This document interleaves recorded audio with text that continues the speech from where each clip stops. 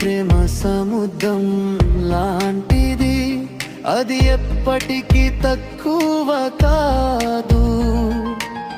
నీ దయాకాశం లాంటిది, అది అంతం లేని వరము.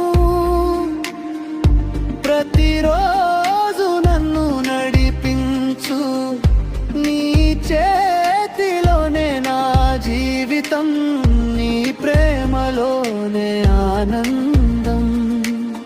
యెహోవా నీవే నా ఆశ్రయం.